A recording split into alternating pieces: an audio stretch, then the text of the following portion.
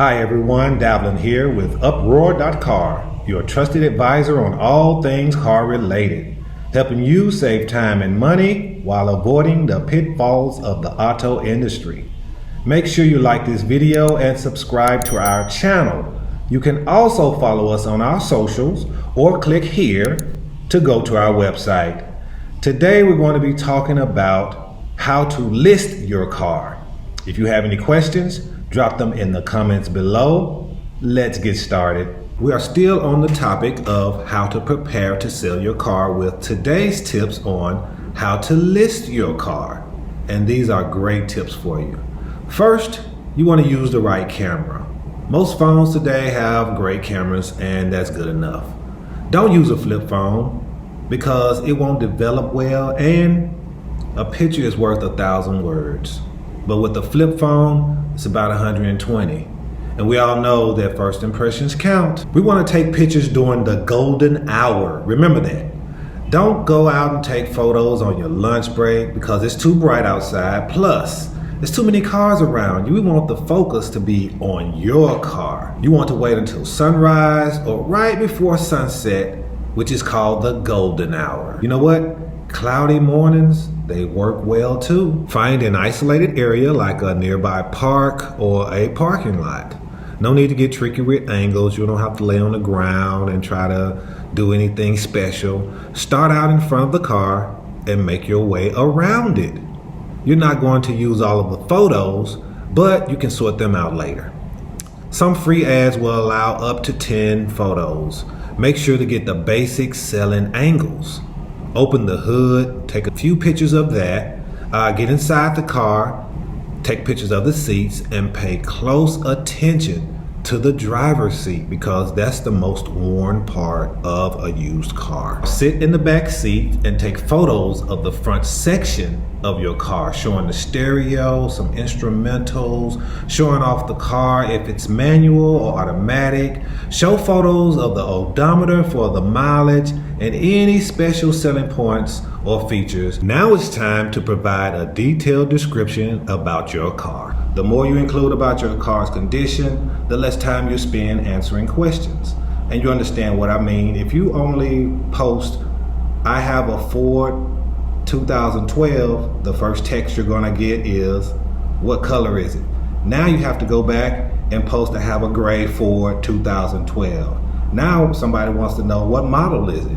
You understand what I'm going with it? So what you're gonna learn today is that you're gonna save time and you're gonna get as close to the asking price as you want. You've gone to your car with your notepad, you've written the mileage down, gone in the glove box, and you've gotten the driver's manual.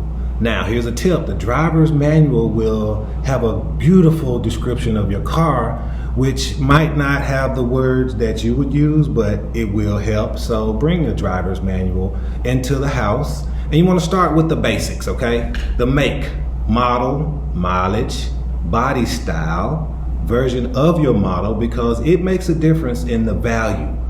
For example, Ford Escape SE 2012 hatchback gray.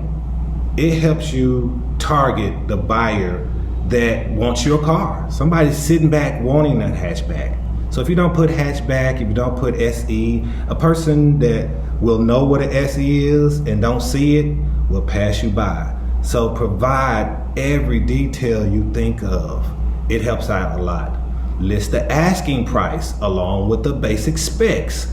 Now the basic specs is that front page that they know that they want a Ford Escape or Ford Focus 2012. Then they'll click on and see all of the descriptions that you put in for your car.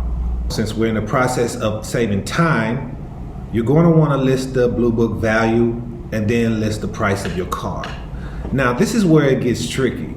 If the price of your car is more than the Blue Book value, or if the price of your car is significantly less than the Blue Book value, you're going to want to add an explanation.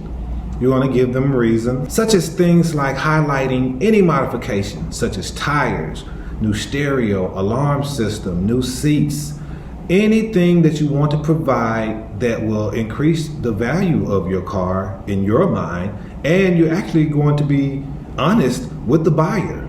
Buyers love that. What you want to do is include any warranty information such as 6 months left on powertrain warranty or 5,000 miles left on bumper to bumper warranty. You want to provide an honest assessment of the condition of the car. When I say provide an honest assessment of the condition of the car, come on, it's a used car anyway. We all know something is wrong with it.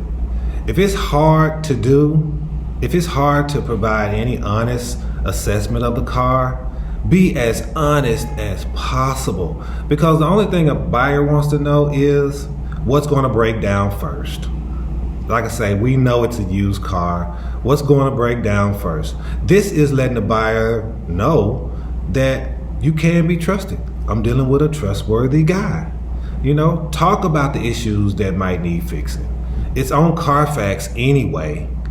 You want to go ahead and share maintenance and service records, and then show all the documents that you do have. If I did get some work done on my car and didn't keep the receipt, I would still talk about that. I can possibly show him that I got it done and just don't have the receipt. But you want to be as honest as possible so that the buyer know that they're dealing with a somewhat trustworthy person. But fast forward. This is very important.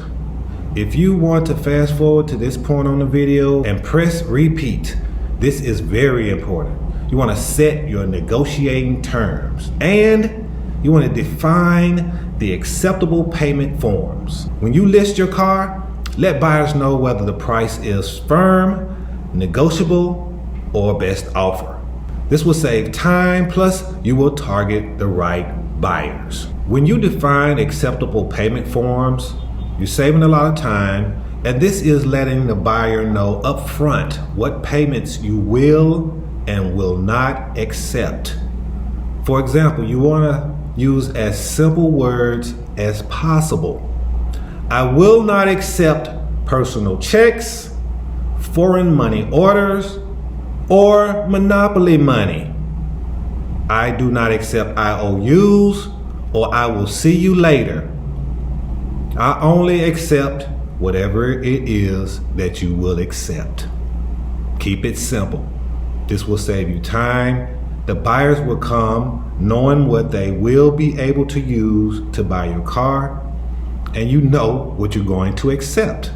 Because a buyer wants your car as much as you want to sell your car. So it will save you a lot of time if you define acceptable payment forms.